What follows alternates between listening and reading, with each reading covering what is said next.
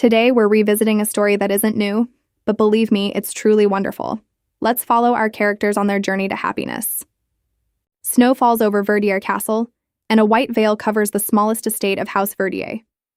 The house stands silent, its people ready to open the gates for the royal army retreating from the field. Near the camp, wounded men are tended. A lame young woman makes her way with a cane. In the distance, two soldiers whisper, "Isn't it true that the eldest daughter of Lord Verdier is lame? Can she care for anyone in that condition? Surely she will not be in the way, will she?" The girl pays their talk no mind and goes on without a word. "Let her be, she only wants to help a little," a passerby mutters. The talk carries to a certain father's ears. "I have no objection. She is a lovely young woman, isn't she?" "Oh yes, her face is almost angelic." In the private chamber of Lord Verdier's eldest daughter, a young footman stands at the door. He brings her father's order. She need not return to tend the wounded men in the Verdier courtyard. After the brief exchange, she sits on her bed and sighs. "Have I worried, father?" Yet inwardly she stays calm, imagining the pain the men endure, and slips toward despair. She looks out the window and whispers, "I have always been taught it is a duty of rank to aid the poor and the ailing." Suddenly a shout of "Attention!" rises below, followed by the firm steps of a commanding officer. The troops salute in unison. The girl stares, struck, at the man below. The officer announces, "This morning we received news that my father, von Thissy, has died. The enemy has beheaded him and displayed his head on their fortress wall." Some soldiers below cannot hold back their sobs. The officer continues, "Do you wish to go home?" One soldier hesitates and the officer mocks him. "It seems you do not want to, do you?" The startled soldier answers quickly, No, sir, I do. My wife just gave birth, and I was not there. I want nothing so much as to see them." The officer asks another, "And you?" The soldier responds, "I worry for my elderly sick mother alone at home." One by one, each man lays bare the ache in his chest. The girl watches, her heart hurting for the soldiers below, their torches blazing in the night. The man speaks with hard certainty. "As you can see, there are countless reasons for us to end this war and return home. I, too, cannot restore my father's body or give him a proper funeral. Yet we must remember that victory or defeat is not decided by God's will. That is why I refuse to falter. I will do everything in my power to lead our troops to victory. After all, this is the honor of our house, the This family." The man keeps an even manner, but his eyes hold the heat of battle. That fiery spirit sets the girl's pulse racing. Damien Ernst von Tissa, commander of the troops below. She shapes his name in silence and keeps it. He continues, "It is time to break your despair and turn longing into motion." The rallying cry runs through the Verdier estate. The girl admits to herself that he can lift the men's spirits at once, and that he is finer than she had guessed. From the window above, she keeps her eyes on the commander. Sensing a gaze, Damien looks up at the girl. Startled that the Duke has seen her, she starts. Something breaks in the room, and she slumps to the floor with a hand over her mouth. "I just met his eyes," she whispers. She glances down through the window once more. By now, Damien has turned away and gone among the soldiers' cheers. She lowers her head and lets out a long breath, praising him and scolding herself in the same thought. She would never have acted like this if she had not heard of her father's death. She kneels, hazel eyes gone dull, and folds her hands in prayer. Please let those soldiers return home so they can care for their loved ones. Halfway across the yard, the man's steps halt. He turns toward the window to the place where her outline had been. The prayer goes on. May their hardship be paid in victory. Dawn light settles on the Verdier estate and drives off the frost mist. The girl looks out from the watchroom. No one has stepped outside yet, have they? She takes the basket in one hand, leans on her cane, and thinks, I must be back before the house wakes. Suddenly, a voice at her back makes her start. Miss Chloe! She turns toward Gilles, but in her panic, she loses the cane and tips backward. A small cry leaves her mouth as she falls. Gilles' hand catches her in time. Chloe breathes out in relief and smiles. You just saved me. Gilles flushes and asks, his voice uncertain. Miss, where are you going at this hour? His lordship told you yesterday to remain in your room. Chloe raises the basket. I was going to gather herbs in the Verdier wood. Gilles offers, Herbs? I can help you pick them. Chloe answers, And what if you pluck a poison plant as you did last time and scare me again? Gilles flushes. Oh, right. Chloe chuckles. It is better if I pick them myself. Despite Gilles' worry, she cuts him off. Gilles, you need not worry. I have been out many times. Unable to stop her, Gilles falls quiet. A moment later, he agrees to go with her. Yes, Miss Chloe. He cannot help adding, please take care. As Chloe walks away, she thinks of Gilles. When I first met him, he would not even touch my shoulder, and now he has grown so much. Gilles watches his mistress's back with worry as dawn lays a strange beauty over the ground. The forest was truly peaceful in the early morning, and the young lady of the Verdier family was engrossed in searching for medicinal plants. Chloe picks dew-covered herbs and murmurs, everyone else is working. I must make myself useful too. Suddenly, a sound from the far bank puts her on her guard. A tall man stands silent over the pond. She cannot hide her surprise. The Duke. What is he doing at this hour? No one else knows this place. She takes up her cane and basket, ready to slip away. Instinct tells her not to trouble him, but the cane will not obey. It strikes a dry leaf. Who is there? The stern voice roots Chloe where she stands. The herb basket slips from her hand and hits the ground with a thud. Damien presses the question. I asked for your name. He comes nearer. Chloe steps back and apologizes. I am sorry, Your Grace. She bows her head before the tall, commanding man and introduces herself. I am Chloe Verdier, daughter of Lord Verdier. Damien takes another step and speaks with contempt. I knew your face yesterday already. Chloe looks at him in fear as he scoffs. It seems the young miss of House Verdier has a penchant for spying, like a little mouse, does she not? Chloe sets a hand to her chest. I am sorry if I have given offense, but I swear on the honor of my house that I never meant any such thing. Damien mocks her. So yesterday, did your father send you here to seduce me? The insult strikes her still. Her shaking hand catches the edge of her skirt. So Lord Verdier is not so simple as he looks. An ambitious man, then. Chloe bows her head. That is not true. The Duke taunts her again. Then what drove you to dress festering wounds of my soldiers, work beneath your rank? House Verdier may hold a title, but such work is unseemly for a lady, especially in your case. Chloe can only stand and take the insults. Her heart sinks at the slight to her own body. She mutters, Is this the man I admired only yesterday?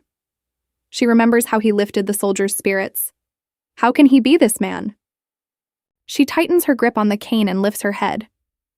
I only meant to help men bound for battle, who mean to protect their families. I do not see why my rank should stop me. She sets her jaw.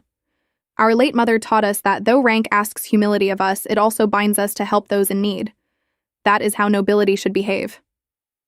Damien sneers, echoing her.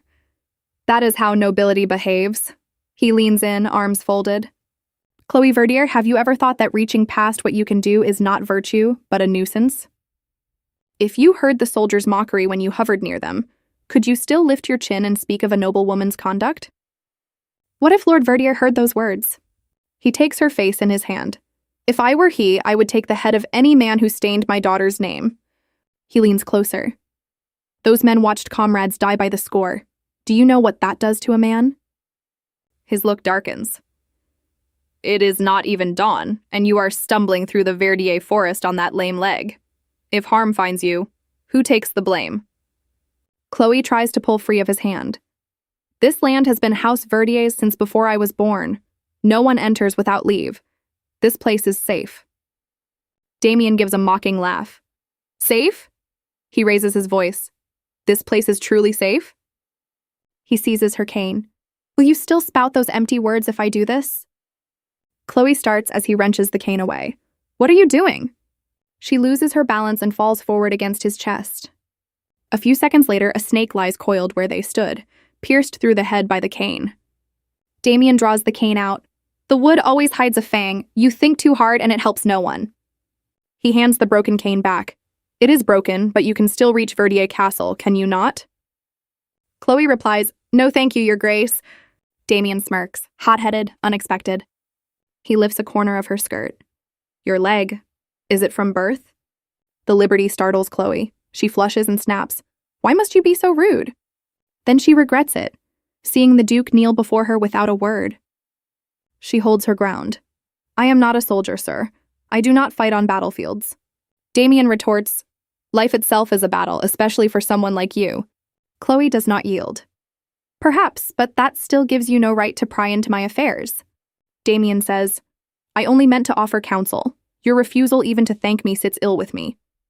Chloe thinks, he is a demon. I must not mistake him again. She grips the corner of her dress, holding down what boils in her. With respect, sir, I have 2 things to say. Damien nods, bidding her speak. First, as for the cane you just broke, I want it replaced. The Duke smirks. I will send word to the carpenters when we return to camp. No, sir, Chloe says firmly. I want a cane from the birch on Verdier land. He frowns as if he has misheard. She goes on. I also remember what you said yesterday about coming home victorious. Before she can finish, Damien catches her face. Miss, if we can give you something better, is that not what your father would want? Chloe sets her teeth, pushes his teasing hand away, and says flatly, that is the second thing. If my father offered me to you, it would only be filial duty. Though he loves both daughters, he cannot ignore that House Verdier stands 1,000 ranks below House this. You are not the only man who would shrink from a lame wife. Other men would feel the same. Damien looks faintly annoyed. Stop writing yourself down in that private ledger of yours. Chloe answers calmly, it is not self-pity. It is the truth. Pity me if you like, but you have no right to decide that I am unhappy, or that my life is nothing but a fight.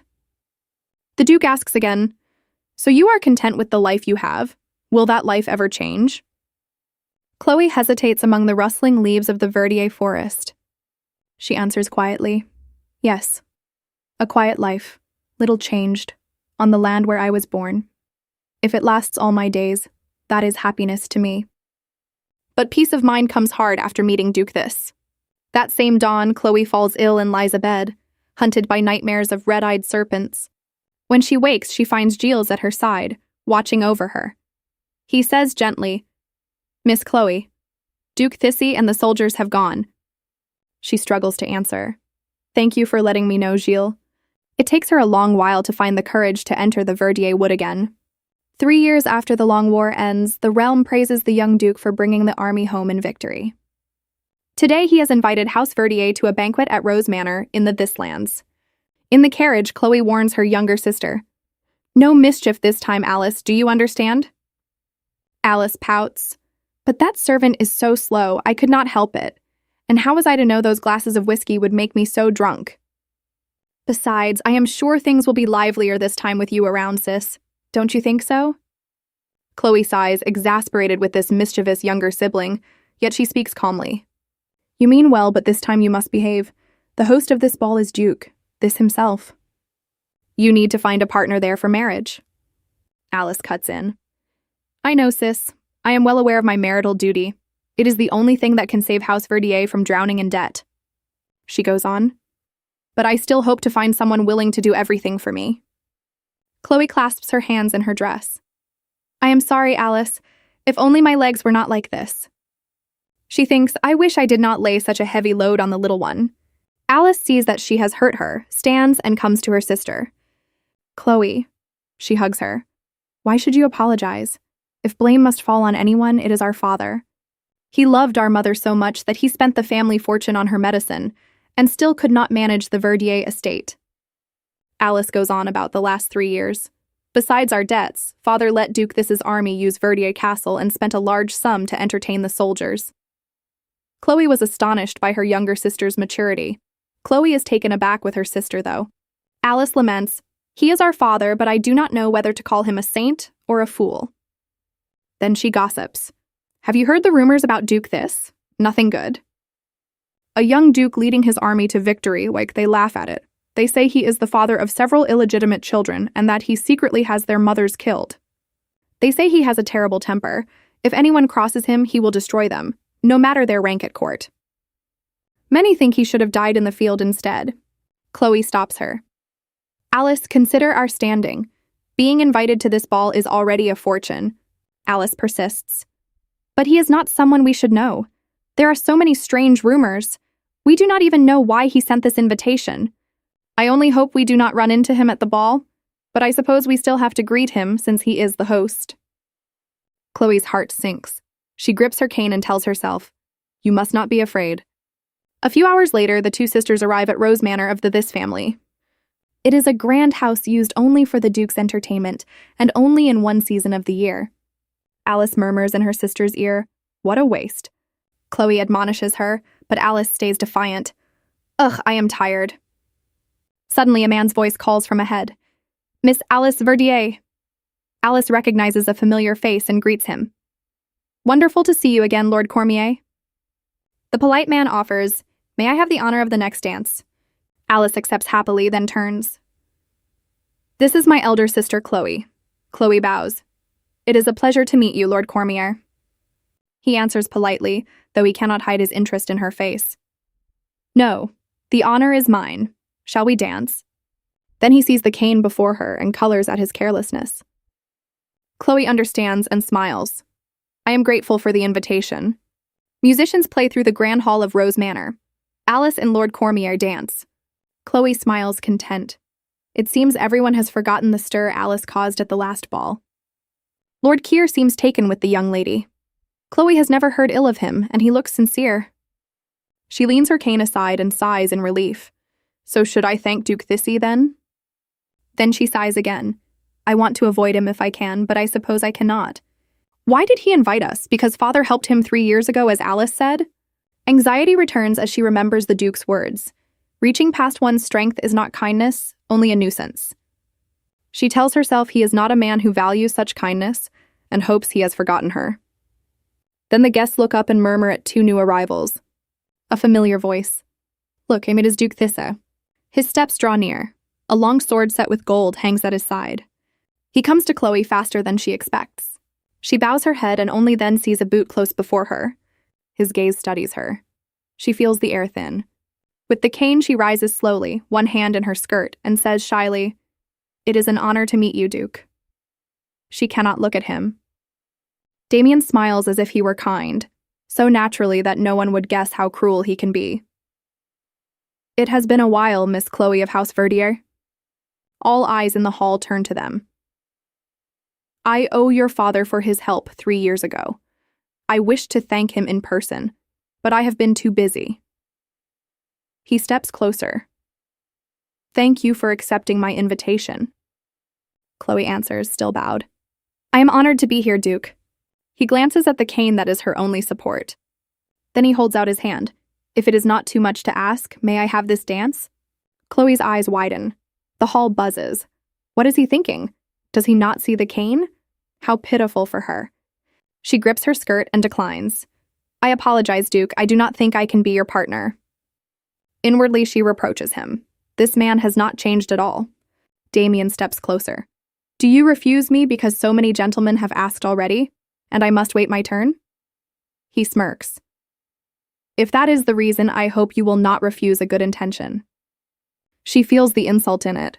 From the balcony, he has already seen the smile she gave Lord Keir, and it has annoyed him. Chloe frowns, but he does not stop. "I hope to dance with you," he persists. A voice breaks in from behind. "Is the Duke bothering this young lady?" "Damien, can you not see how pitiable she looks, as if she might cry?" It is Johann, Crown Prince of Swanton. He comes forward, feigning concern. "Ha ha, she has already declined you. It would not be polite to press her." He puts an arm around Damien's shoulder. "Have you forgotten how to behave after so long in the field?" Damien answers easily, "Inviting a beautiful lady to dance is no breach of etiquette, sir." He turns back to Chloe. "And I am sure she is not a woman who cries easily." Chloe stays silent, uneasy, but he still does not yield. Johann looks at her with surprise and amusement. "I am curious. What is your name?" "I am Chloe Verdier, eldest daughter of the Marquis of Verdier." Johann sets a hand on her bare shoulder. She starts. "Ah, so you are of House Verdier. I should very much like to meet your father." Damien watches the prince's rudeness and the girl's discomfort. While Johann's hand stays on her shoulder, he says dryly, "I am curious how the Marquess raised a daughter so beautiful and so brave." Damien looks at the prince with disdain and Chloe bows quickly. "I apologize, Your Highness, but I am here with my sister, not my father." Then she remembers. She has not seen Alice for some time. She searches the room and cannot find her. Damien notices the change in her face. The prince jests. Come, Damien, do not be so grim. Chloe grows uneasy. That mischievous little sister is always the center of trouble at parties. If she causes a scene at a ball like this, the Duke asks, "Where is your sister, Miss Chloe?" Chloe evades him. "The hall is too crowded, I could not see her. With your leave, I will look for her at once." Damien chuckles and takes her name, Chloe Verdier. He grips the arm that holds the cane. "Do you remember our agreement? The secret about that cane?" Her face flushes. He leans in. She says softly, "Unless you bring me a new cane, please let me go." Damien teases, "Do not worry. You will have a new one soon." He snatches the cane. Chloe exclaims, "Sir!" He looks at the stick in his hand. "So you have a new one now?" The new cane still rules its owner. Chloe is furious. "I cannot stand this man." Damien smirks. "It seems you are eager to find your sister, are you not?" She turns away in anger. He reaches out, still mocking. "It would not do if your sister got drunk and made trouble again, would it? Come. As you said, Rose Manor is vast. As its owner, I will lead you." They leave the grand hall. "Am I walking too fast?" Damien asks. Chloe leans on his arm. "No, sir." He watches her careful steps on the stair. "You have been practicing. It must hurt." Pain runs through her lame leg. She clings tighter. "You are very kind, sir." Damien smirks. "I see you still have that fighting spirit. You have grown quite adept." She trembles and holds his arm, blaming herself. If only I had not let him take the cane. They walk on into the rose maze under a starry sky, leaves rustling. "The wind has picked up," Damien says. He looks down at her. "Who did your hair, by the way?" To his eyes, she looks truly beautiful and surprised. She looks up. "Why, sir?" Then she looks away. "I did it myself." He shrugs. No wonder it looks messy. She is ashamed to be called unkempt before a man of his rank. She asks timidly, "Please give me back the cane." He teases, "Should I?" They go deeper into the rose maze. By now she is walking without the stick. Damien says, "I had a report of a young lady running this way. I have a feeling it may be your sister." Chloe worries in silence. "Alice, please do not get into trouble, I beg you." Their steps halt at the sound of heavy breathing ahead. Chloe blushes and cannot speak at what she sees. She cries, "Alice!" Her sister is with a strange man, locked in an intimate act. What Chloe feared most has come true. Alice is startled to be caught by her sister and the Duke. The man still holds her. Alice calls in fear, "Chloe!" Damien glances at Chloe and smirks. Chloe covers her mouth. "What on earth are you doing?" Alice pushes the man away. "Go. They will kill you if they catch you." He smirks, defiant. "Even if I die here, I will be happy." Alice pleads, "Please, Eddie." The name strikes Chloe like lightning. Eddie. She remembers her sister speaking that name in their room. The wild man from the village festival. Have they met all this time? She is shaken to her core. Damien watches her, then sets firm hands on her weary shoulders. In a calm voice, he asks, "Are you all right?" Chloe bows her head. "It is my fault, sir." The stranger hurries off. Alice falters. "Chloe, Eddie appeared out of nowhere. I was so surprised." Chloe is speechless, ashamed of her sister. She frowns. "Stop explaining, Alice. If you have excuses, tell them to Damien." Then she turns to the Duke. "I sincerely apologize, sir. Could you excuse me a moment while I take her away?" He pauses as she pleads with her eyes. Alice hears his answer and complies, reluctant. "Fine, as you wish." Chloe commands, "Alice, return to the carriage at once." The girl obeys and hurries off. Chloe and the Duke follow until she is out of sight. Damien looks at Chloe without much expression. It seems Lord Verdier's second daughter will stir gossip again. The words make Chloe dizzy. He goes on, mocking. She is quite gifted. A scandal every time she appears in society. Chloe trembles. "Please, please do not speak of this to anyone."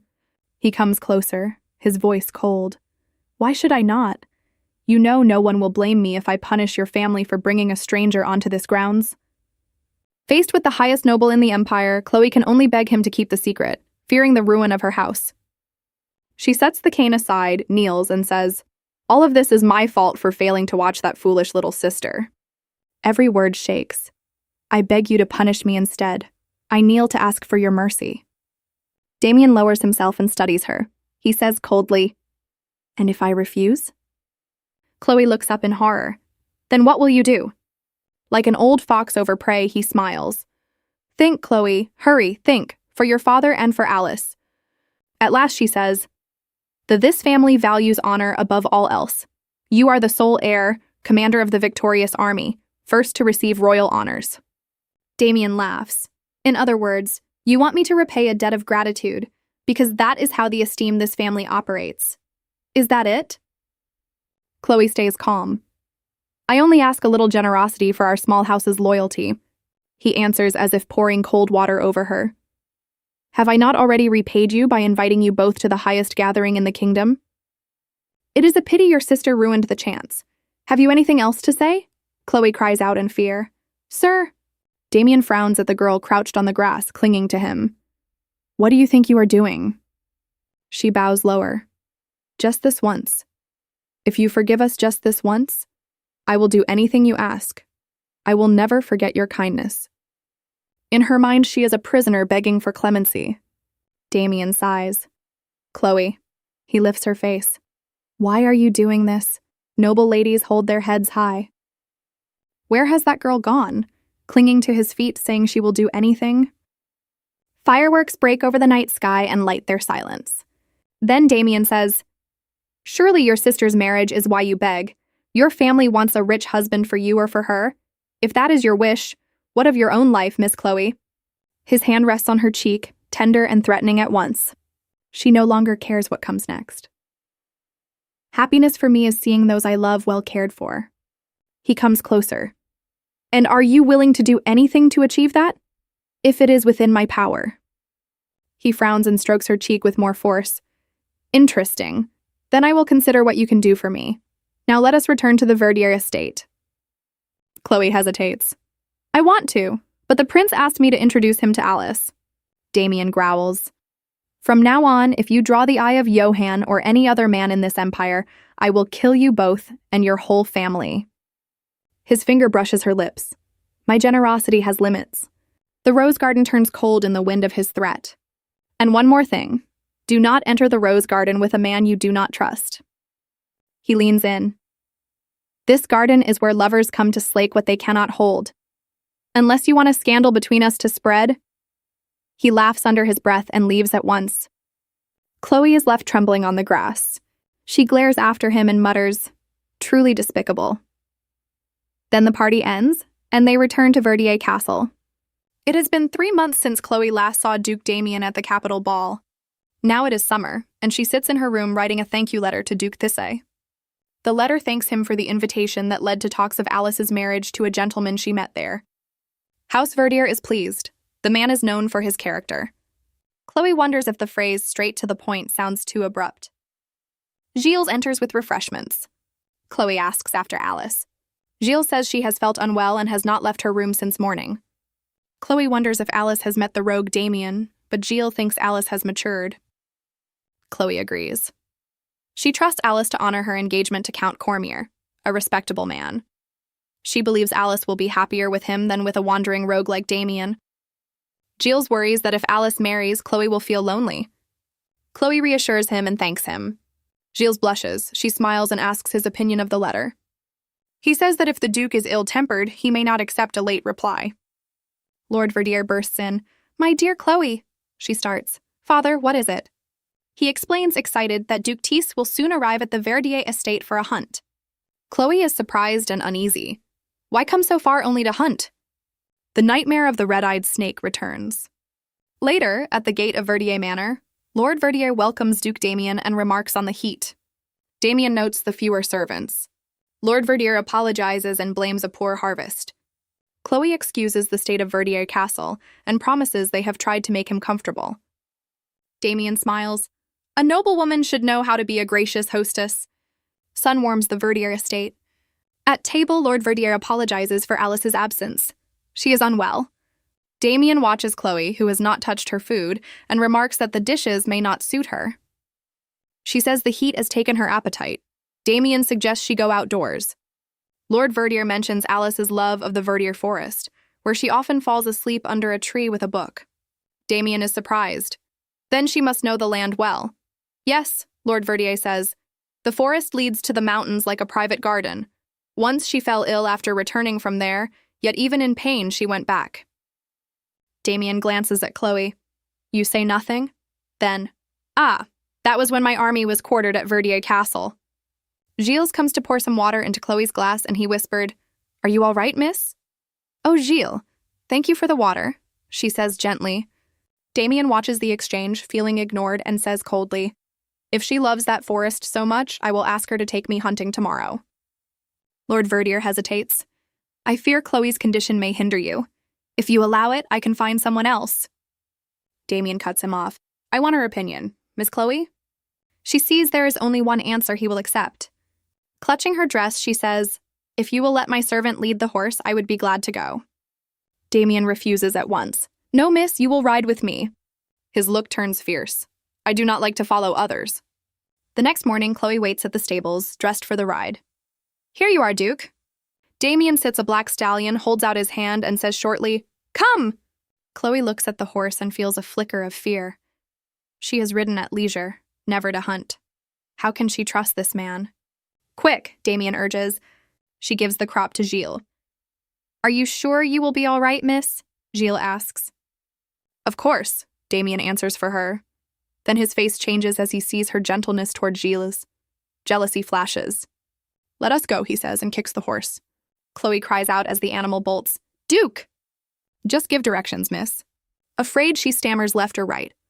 The hunt rushes on. Dogs bark. The party is merry. Damien remarks on their luck as if he hardly cares. Chloe trembles, her breath short. Did he do that on purpose? Is he tormenting me? She grips the reins. He is a demon in flesh. Damien's large hand steadies her head. Breathe, Miss Chloe. He draws her close. It is over. Her grip loosens. Her breath comes back. It is over. You are safe. That evening, the hunt is done, and they dine at Verdier Castle. Chloe tells her father, I will call the doctor first thing in the morning. The doctor, is something wrong? Duke Damien was hurt while hunting, attacked by a wild animal. The wound should be seen. Lord Verdier grows concerned. Chloe is uneasy. Is the Duke badly hurt? Damien chuckles. I was bitten, yes, on a hunting stroll, sitting a horse. Hunting is not stimulating enough for me. Alice, irritated, drives her fork into her food. If it is only a small wound, Sister Chloe can stitch it. Chloe whispers, Alice? Trying to stop her sister from pushing her forward again. Alice persists. Sadly, we have no anesthesia. You will have to bear the pain, sir. Chloe flushes. Duke, a doctor would do better. Alice cuts in. It is summer. Hundreds of villagers fall ill from spoiled food, and there is only one doctor. My sister always says we must not monopolize him. That is why she learned basic medicine. Damien wipes his mouth. I certainly do not wish to take a scarce resource from your land. I am only a guest. Do you mind, Miss Chloe? She hesitates. I think it would be better to call someone trained, sir. Lord Verdier starts to send for the doctor. Damien looks unsatisfied. A few years ago, when my soldiers were still at Verdier Castle, the sight of Miss Chloe tending their wounds left a mark on me. I trust your daughter will do well. Lord Verdier beams. How kind of you to remember. Of course, Damien says, glancing at Chloe. I have forgotten no detail of what happened on this land. She can only accept. That evening, she brings her kit to the guest room. Damien remarks, You look like a prisoner walking to the gallows. A simple request should not terrify anyone so. Standing beside him, she asks, May I see the wound, sir? Why don't you find it yourself? Then at least roll up your sleeve. He closes his book. I am sure you are capable of that. She sighs, holding her temper. With respect, sir, it is not proper for an unmarried woman to touch a man's body. He chuckles and sets the book aside. You are quite old-fashioned. Assume that I am. He begins to unbutton his shirt. She is startled. The black shirt is tossed to the floor, and his strong frame is bare. Miss Chloe, he says, I know it is hard to resist, but it is best not to stare like that. Blushing, she mutters, I did not ask you to take off your shirt. She tends the wound. It may sting a little. He answers lightly, I want you to make it hurt as much as you can. As she stitches, he asks about her studies. She says she learned from the village doctor, but not for cases like this.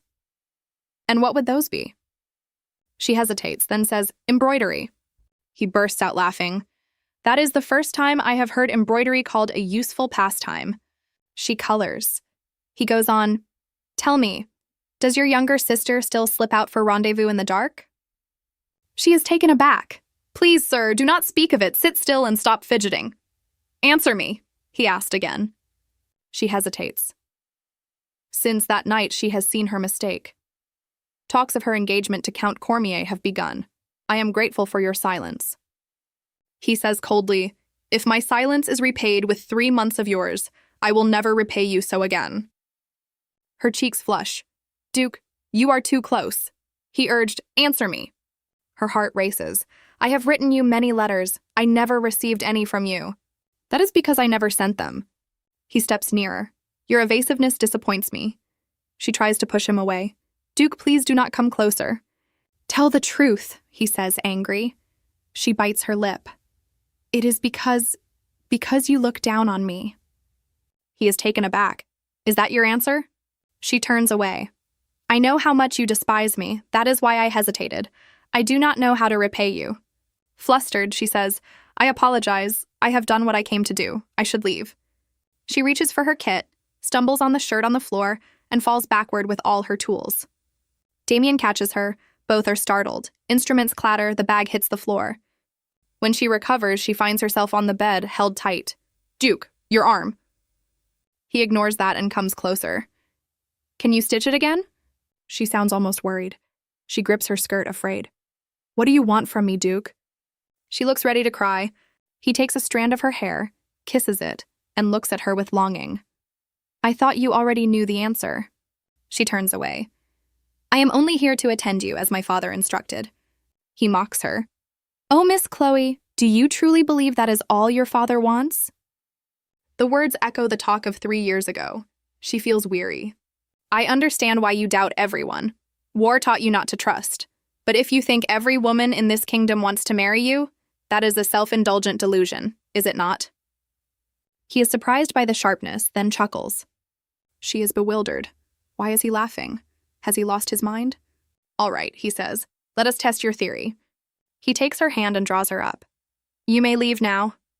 We will return to this matter at the earliest opportunity, he affirmed in a gentle voice. The task is done, she returns to her room. She draws a long breath as if she has escaped a beast and stands at the dressing table.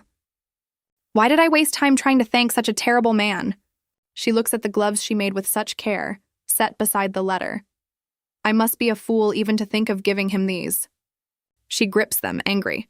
I should have used a thicker needle. Then she puts them back. I must not let feeling rule me, after all. That day is how Alice met Count Kier. She opens the window on the dark and hopes. Once Alice is married and things settle, all will be well. Early the next morning, Verdier Castle looks peaceful, but those inside are in shock. Lord Verdier stammers, Duke, did I hear you wrong? Damien sets his cup on the saucer. I said I want to propose to your daughter, Miss Alice. The Viscount forces a laugh. Ha ha! Duke, you see, we have already discussed her engagement to Count Cormier. Damien sips his tea. That does not change my intention to take her hand. He smiles, but each word is heavy. Do you think I am not worthy of her, Viscount Verdier? Every time you raise a side matter, the air grows thin.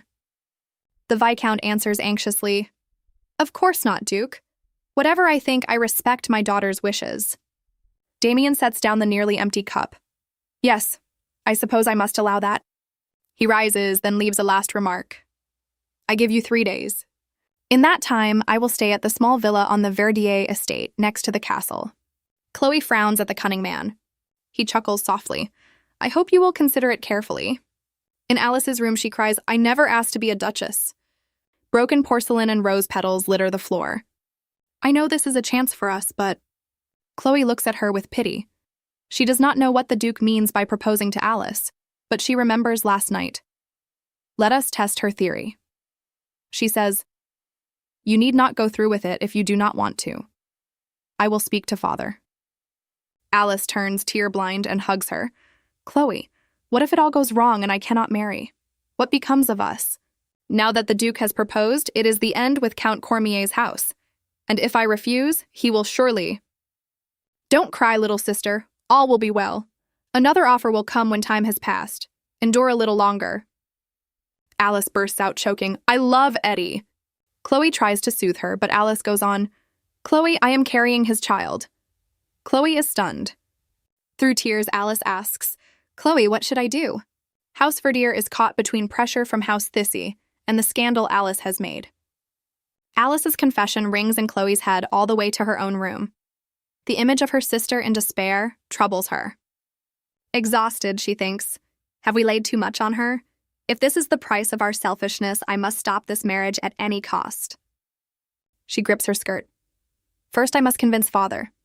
Early the next morning, she goes to his room. What brings you so early? He asks, gloomy. I want to talk about Alice's marriage. She hesitates. He cuts in. I have thought of it all night.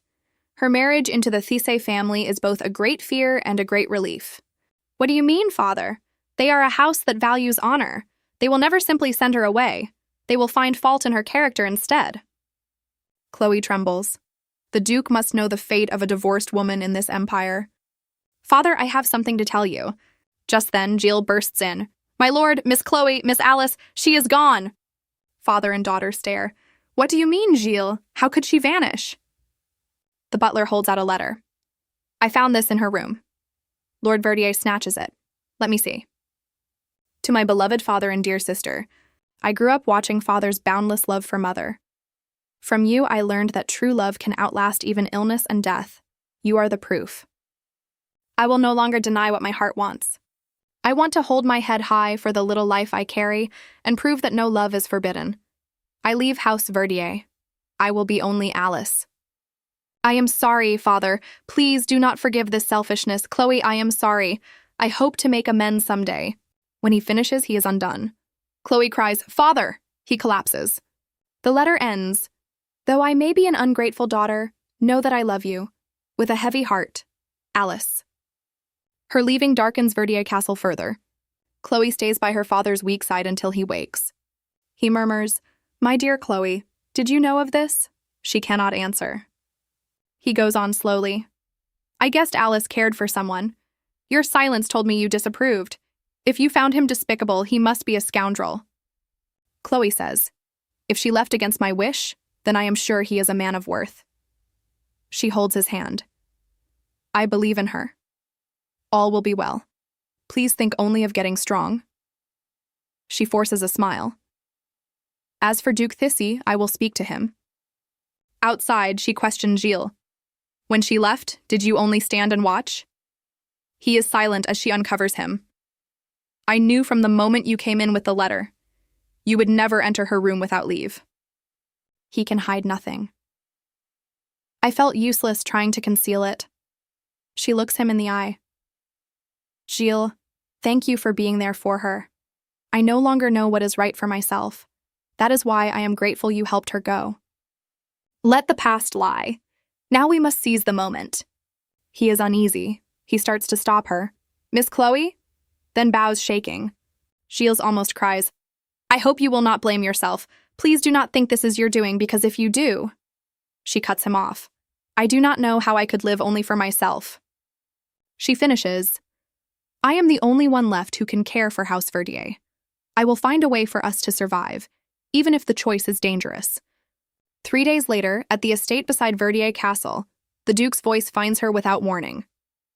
Proud, are you? Is my proposal worthy enough that you come in person to accept it? Chloe answers, That is not something I can put in a letter, sir. He changes tack. Do you have some catching illness? She hesitates. I am not sure I take your meaning. If not, why have you been avoiding me? The old fox chuckles. Come, sit beside me. He is easier today than usual, which only makes her uneasy. Seeing her pause, he raises his voice. Or will you defy me? She sits on the sofa, displeased. My wound is not fully healed, he complains. Have you seen a doctor, sir? Not yet. He glances at her kit. She looks unimpressed. Are you implying you have no hands, sir? I can see what you think from that face. She frowns. You are mistaken, sir. She drops medicine on the wound.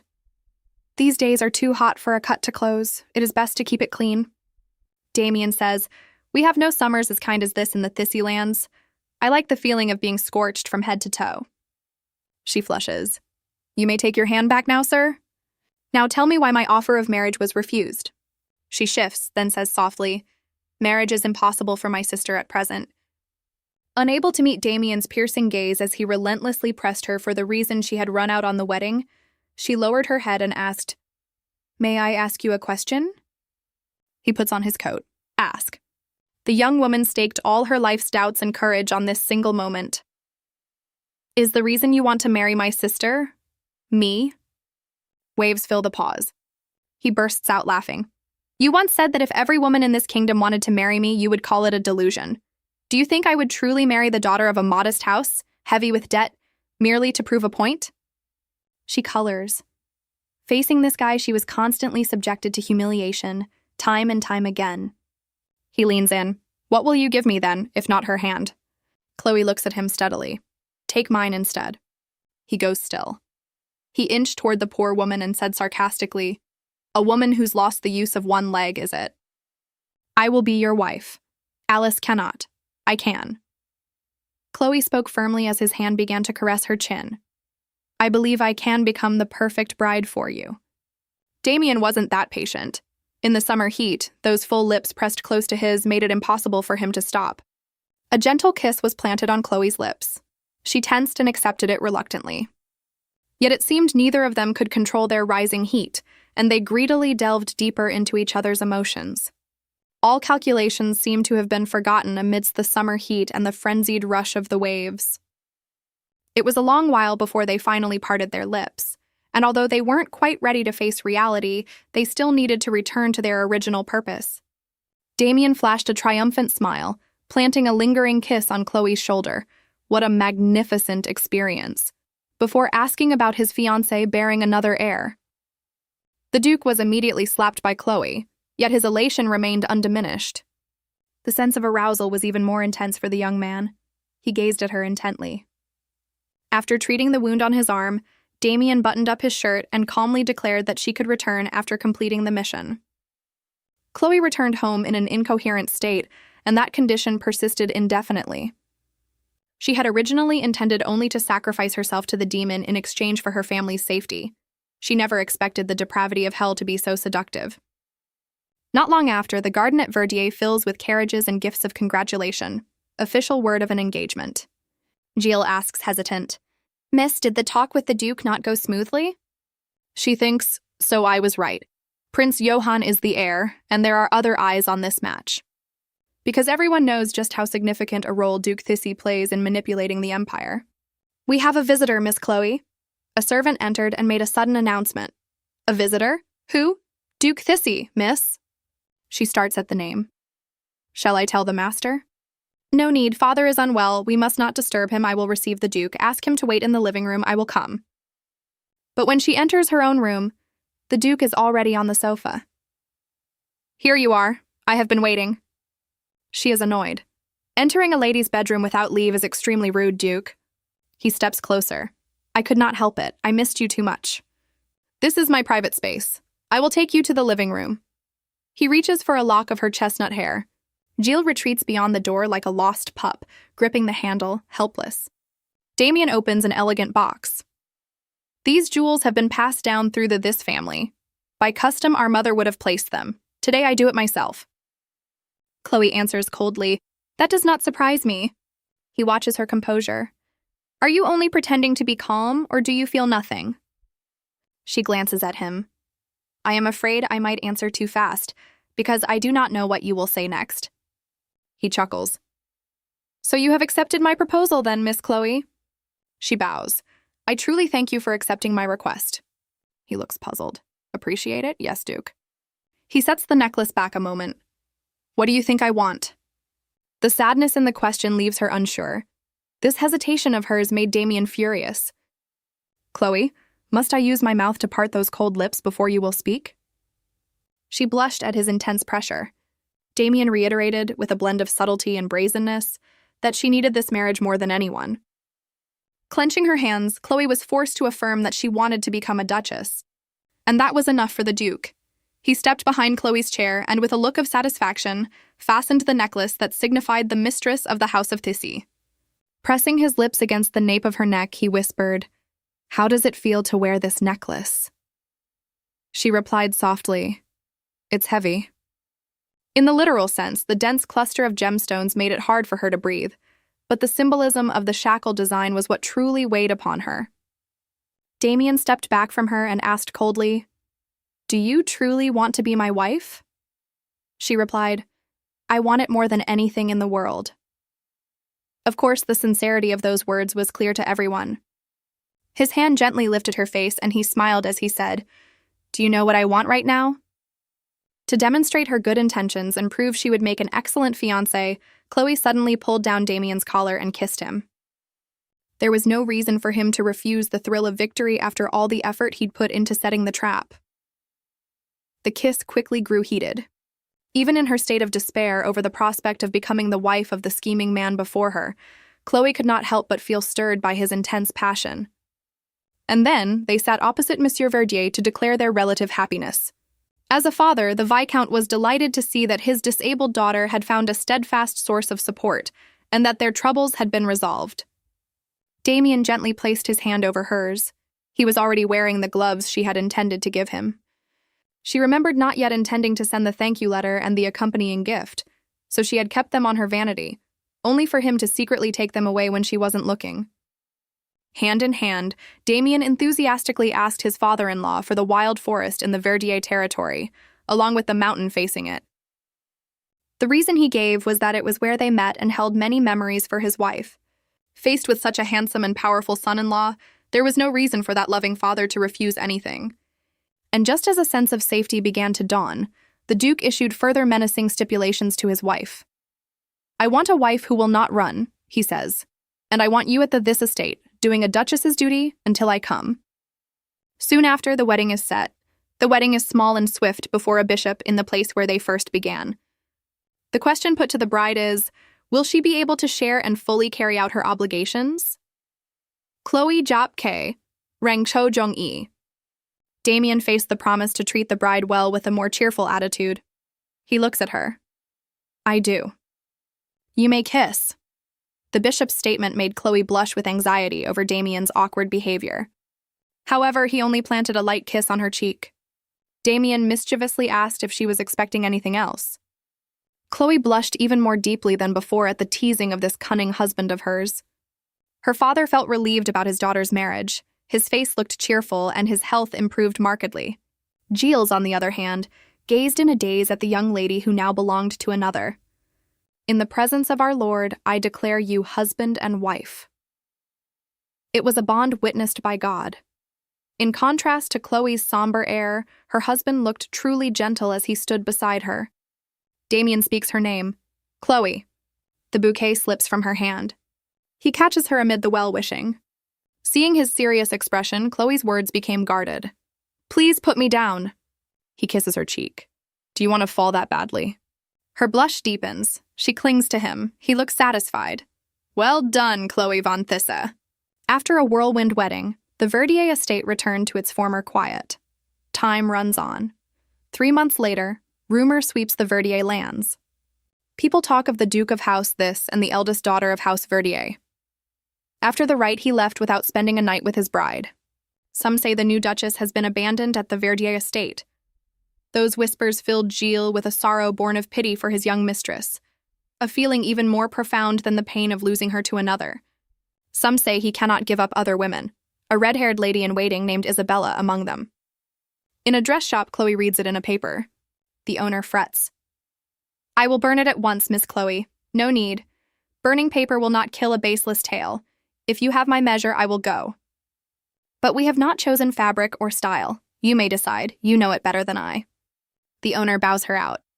Chloe sighs over the news. Men's weak self-command will ruin a country. Hooves sound. In the carriage, Gilles asks, "Why not leave the Verdier estate to someone else for a time? I can take the work." "No need, I can manage it. Besides, Gilles, if people see a duchess laid low by rumor, they will only laugh harder."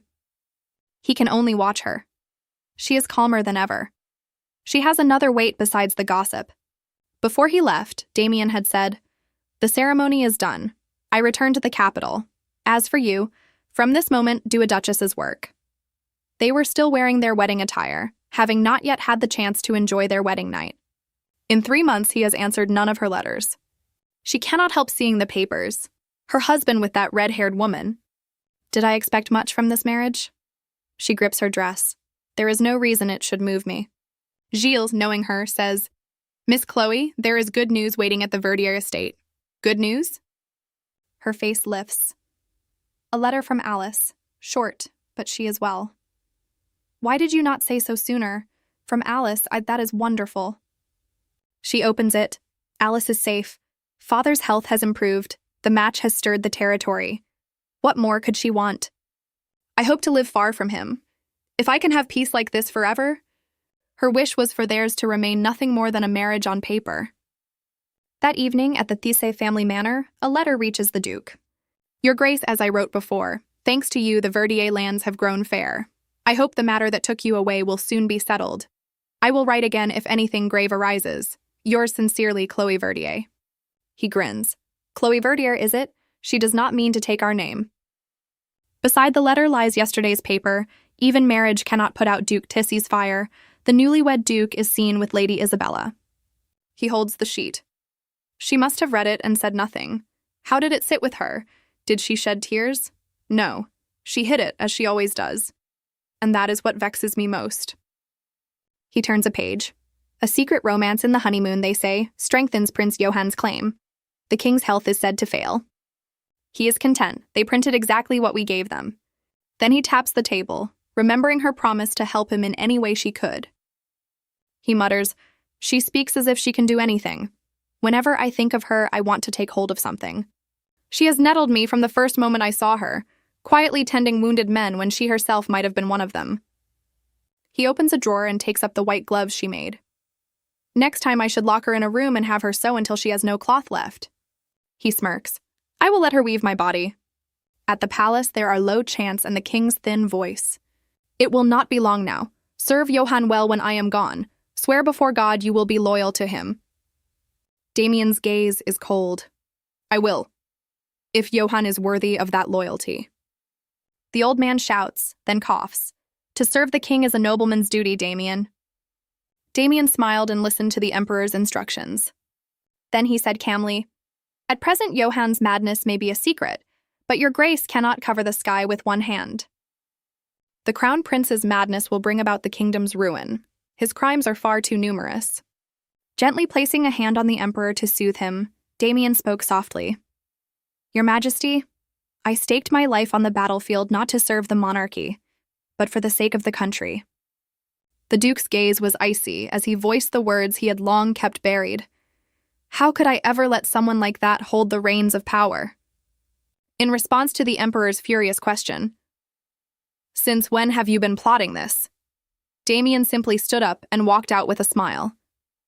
From the day I was born, back at Verdier, Chloe sits with a book she does not read. The image of her husband with some lady kept haunting her, even though she didn't want it to. Lord Verdier comes in with a letter. My dear Chloe, a letter from the Duke. It seems the scandals trouble him as well. She hesitates. He has not written since he left for the capital. She opened it immediately and wondered if it was a divorce paper. To my beloved wife, Chloe von Tisse. Wait for me at the Tissy estate and fulfill a duchess's duties there. I hope we both look toward our reunion. Your husband, Damien Ernst von Tisse. The departure date was decided immediately, and the day arrived. Her father takes her hand. Every father, however grown his children, still sees them as small. You and Alice have always been my little girls. Gilles was assigned to take Chloe to the Tissé estate, and the poor father had to bid his daughter farewell. She jokes. You will say so until I am old, I think. You are right. I know you are a duchess now and will soon leave my arms. She hugs him. Dad, what is it? My child, she whispers. In my heart, I wish I could stay with you forever. He pats her back. You will be fine, my dear. She tries to comfort him. You see, the Duke cares for you. Deep down, she does not want to go to the Thissy estate, but a duty waits there. I will be fine, truly. Send me off with a smile. The train pulls away toward this estate. In the first-class carriage, Gilles is uneasy. Miss Chloe, I could go by freight. This compartment is too fine for me. We have 2 days. I will be alone most of that time. Outside, wheat gives way to white petals and mountains. Snow is falling. Chloe watches the flakes. From now on, this unfamiliar place will be where she must live until the end of her life. After the long journey, they reach the castle of House Thissy. An elderly woman bows. Welcome, Miss Chloe. I am Elisa, head maid and steward of the Thissy family. Chloe thinks how vast this castle is and that only one person has come to meet her. The welcome is thin. She taps her cane. Thank you. Could you prepare something for my servant so he may return? He is worn out from bringing me. Elisa looks Gilles over and agrees, reluctant. Yes, ma'am. Gilles starts to protest. Miss Chloe, Elisa cuts in. I will have a maid fetch something for your man. Please follow me. Chloe turns to bid him farewell. I am sorry I cannot see you off. Thank you and stay safe. With hesitant steps, she follows Elisa and leaves Gilles behind. Elisa looks for the lady of the house in a room. She announces, Miss Chloe has arrived, ma'am. An elderly woman answers, Bring her in. Chloe greets her politely. I am Chloe. It is a pleasure to meet you. Thank you for arranging our reception from the station. Then she looked up and was struck with amazement at the noble-looking woman before her. Look at me, Chloe. Chloe looks up and cannot help her surprise. The woman has blonde hair and blue eyes. The Duke takes after his mother. She is quite beautiful, is she not? Like the first year Damien hunted as a boy? The woman says. Chloe smiles. Thank you, ma'am. The woman continues. So you are secretly after the Thissy estate, are you? Or was it the royal family's misdeeds? Chloe answers calmly. I have no such intentions, ma'am. The woman touches her cheek. Chloe flinches. Then did Damien choose you as Duchess for some special reason other than hunting profit? A wounded deer like this does not seem like my son at all. She waves the thought away. I cannot believe he asked for the family jewels to propose. Was it curiosity? My boy loves the thrill of it all. Chloe chuckles. Yes, ma'am. I am sure he would not marry on a fleeting interest alone. I do not know why he chose me, but I will serve him as I can and see to the prosperity of this family. The woman exclaims, you are smarter than I thought. I like you. With that face, my jewelry will suit you. And since you are clever, you will help manage Thissy Castle. I have high hopes for my son. Nothing matters more than his family, now that you are here. She grows eager. I will tell you stories of Damien as a boy. Chloe forces a laugh and follows her. The talk runs late. At last, Chloe lies down.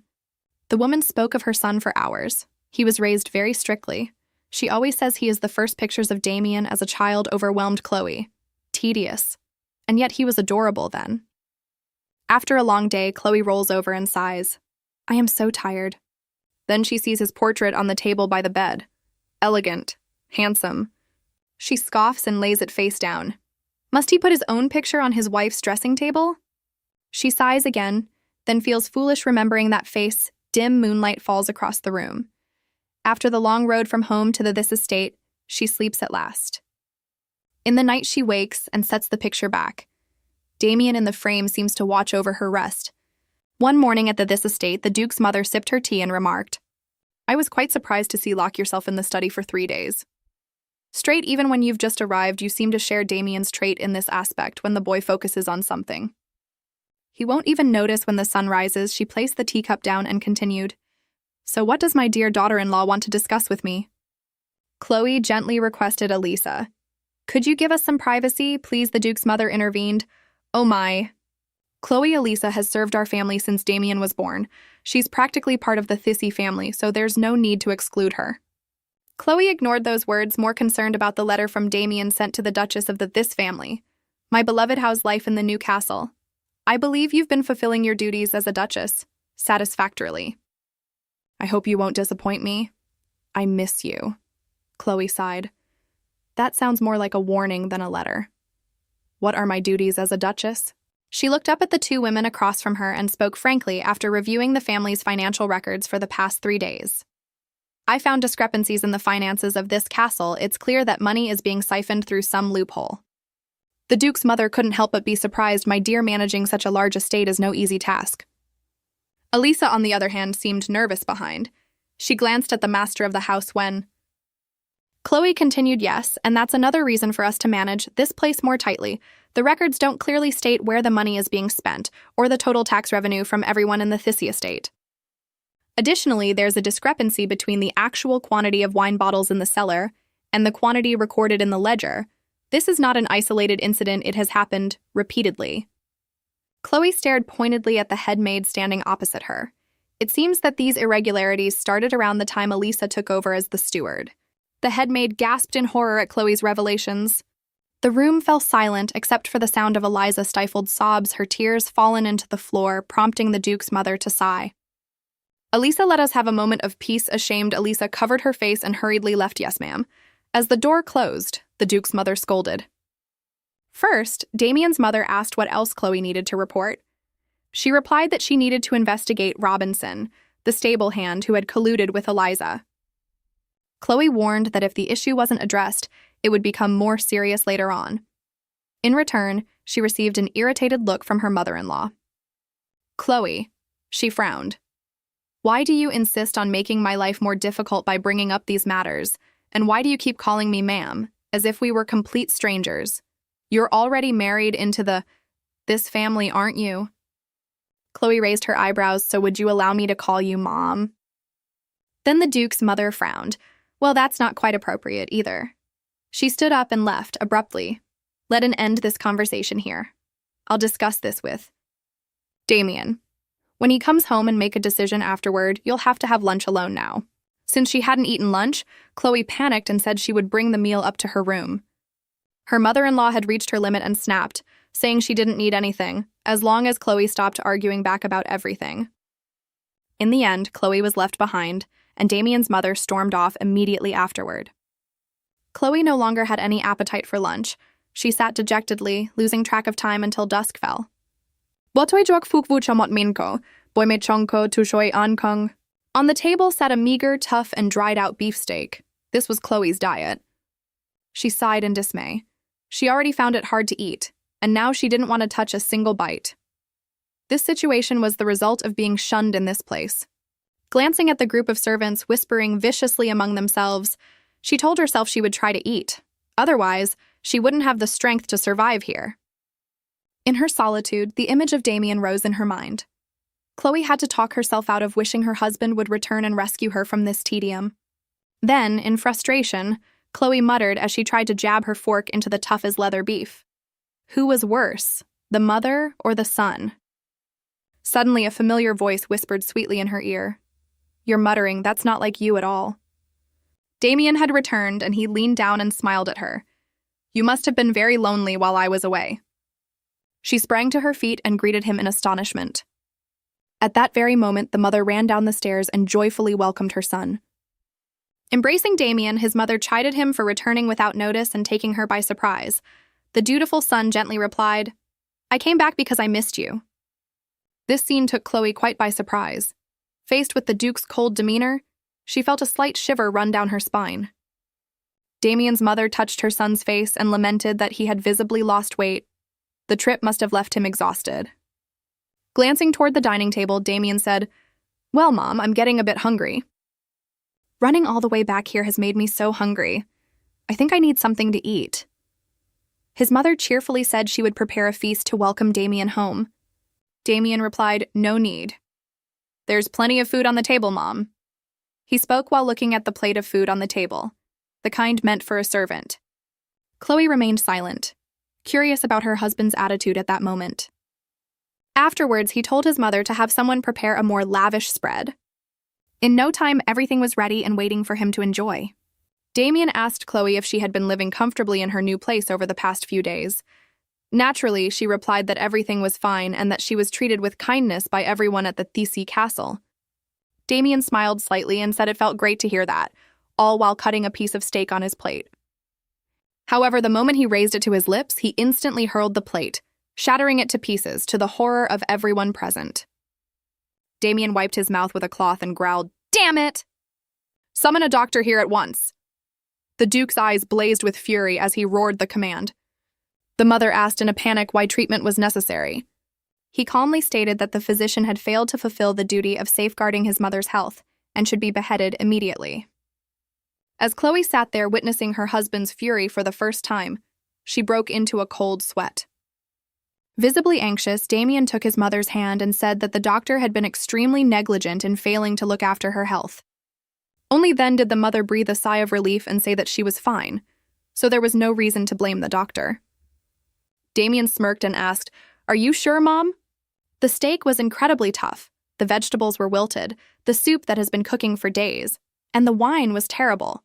Nothing like what you'd find in the Thesi family cellar. Damien gripped the knife tightly fine, then called the chef here immediately. In the blink of an eye, the head chef and the servants appeared in the dining room. Damien interrogated them about why the leftovers meant for the poor ended up being served here. The master's ice-cold voice made the servants frantically beg for mercy in terror. Damien angrily reprimanded them. "Do you think you'll be safe after humiliating my family like this? Throw them into the dungeon and tear them limb from limb." Chloe hurriedly intervened. "Sir, it's just a meal, please. Overlook their minor mistake." Damien exclaimed, "Oh, my wife, these are for the poor. Does it look like something fit for human consumption to you?" He scolded. "I have clearly instructed you about your responsibilities as a duchess. Do you not understand the significance of my words? Sitting here and eating this trash without protesting is a disgrace to my reputation. You may come from a humble family, but these basic things should be clear to you." Chloe clenched her fist and replied, "I apologize for being negligent." She gathered courage and continued, "But as your wife and a woman in this household, please restrain yourself a bit and treat them with kindness. Please give them a chance to serve a dinner suitable for this house somehow." Dinner finally passed peacefully and by some stroke of luck. Chloe managed to save the lives of the servants. She gripped the bedsheet as she recalled Damien's words afterward. "I fear I would regret it if that's what you wanted. You truly are a magnanimous woman."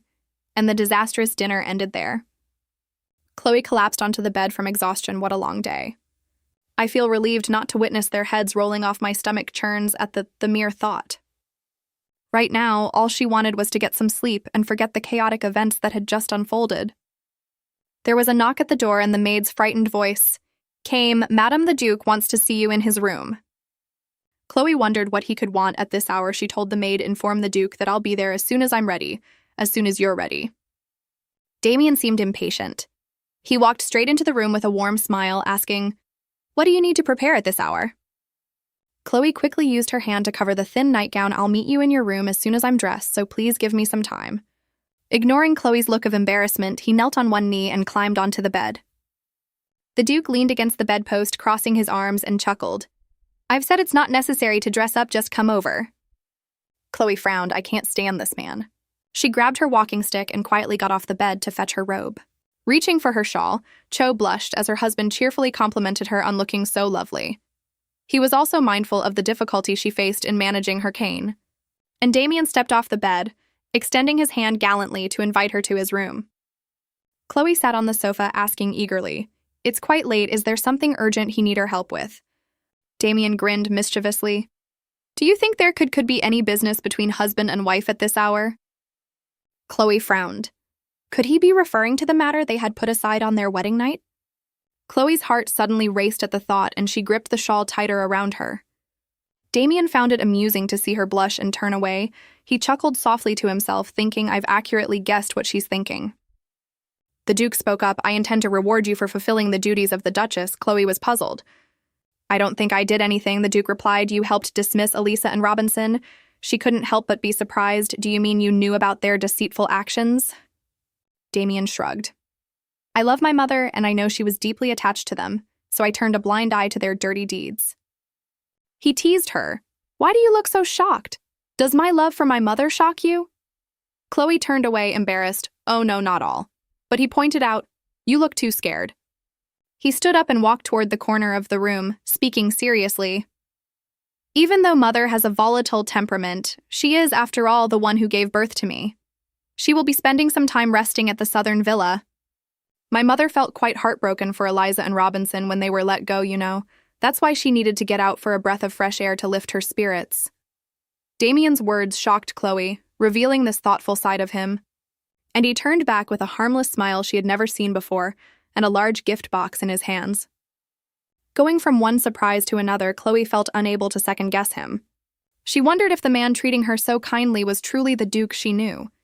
He was gesturing for her to open that lavish gift. Chloe sat down and began opening the box with genuine curiosity. Looking at the shape of the object in the box, she understood its purpose, a brace that would allow her to set aside her cane. "I thought I'd give you something much more practical than that stick, because it seems you're used to this inconvenience. Once you get used to this device, you can walk comfortably without support. Try it on for me." She slammed the box shut with a hollow word of thanks, her eyes welling up with tears. This object left her feeling doubly hurt and inadequate. Chloe sat down and said glumly that she would try out the gift another time. The obsession with the incident involving the snake and the humiliation he had inflicted upon her remained vividly etched in her memory. With extreme caution, Chloe feared that a fall would leave her looking pathetic, and she did not want to be humiliated again. Suddenly, the Duke changed his tune and criticized her for sharing a train carriage with her manservant. To him, it was an act of extravagance and impropriety.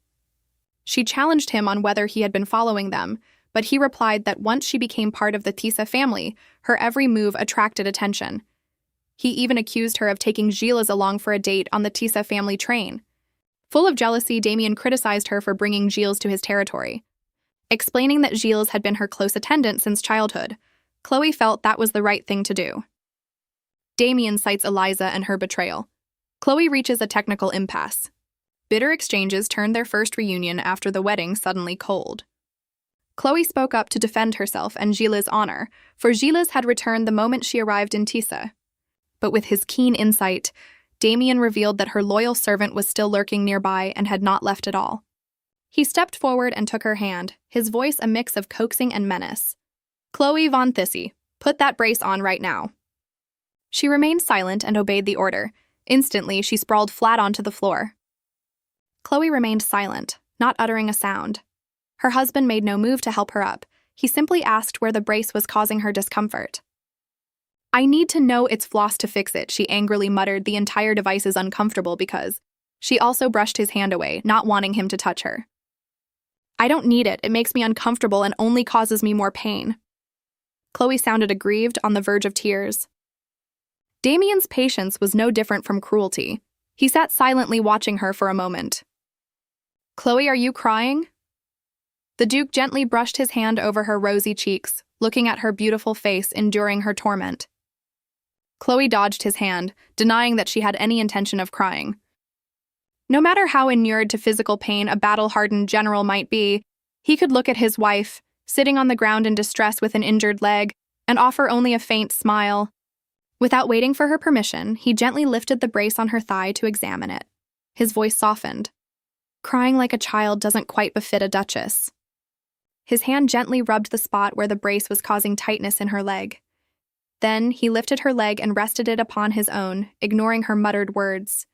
"You really are a devil." As always, he leaned in close to her face, his voice full of seduction. "Just how much fiend I can be?" Finally, he loosened the leather strap constricting her thigh to remove the brace. His hand slid slowly down the splint toward her foot. As he did so, he asked if she felt like she was losing control of her breathing. In that intimate position, Damien pressed his lips passionately against hers, while his hand began to soothe the spot where the brace had just caused her pain. Then, both of them were swept away by a feeling of pure, intoxicating bliss. Chloe forgot her anger as his lips soothed her with tender sweetness. A moment later, they pulled apart, and she felt very tired after having her breath interrupted. He asked in sheer helplessness, "Tell me, how does the man who just kissed you resemble a devil?" At that moment, his face wore the look of a truly honest man. Chloe sat on the floor, breathing heavily.